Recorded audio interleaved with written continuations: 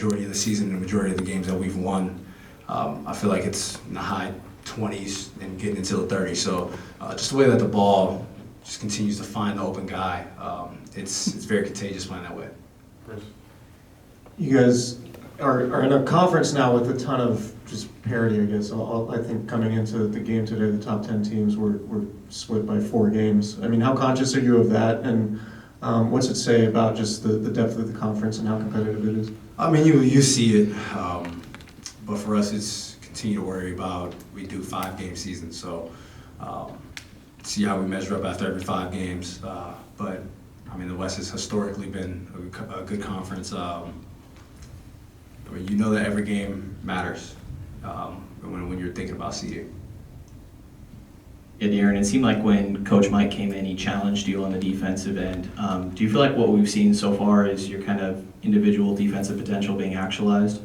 Yeah, I mean, we already knew what he brought, as a coach, and just getting everybody to buy in. And just as a team, I think that I feel like the last few games we've really showed what we can do defensively as a team. And obviously we still put up a lot of points, but just knowing that we can get stops whenever we need them is a great thing.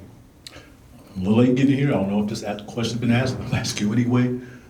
Monk been on a tear. Can you talk about his play in these last 10 to 15 games? Because he knows his job when he comes in, off that bench, and he does it well. Yeah, I think for the most part, like, everybody looks at him as a scorer. And just the way that he comes in, he's able to make plays. Harvey's a block, a steal. If we do need a basket, him coming off of a handoff and him making the play that we need him to make, which is either scoring or a pass. He's done it all for us, and I mean, he closes a lot of games for us as well. So as far as players coming off the bench, I mean, he's definitely one of the top guys in the league, because you have to, obviously you scout for everybody, but he can get it going, rather for it to making plays for others or making plays for himself.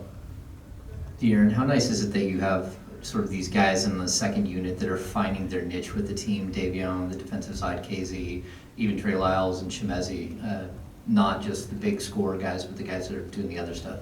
Yeah, I mean, I feel like, that's what makes a team. It's not always only about, the best 2-3 guys on the team.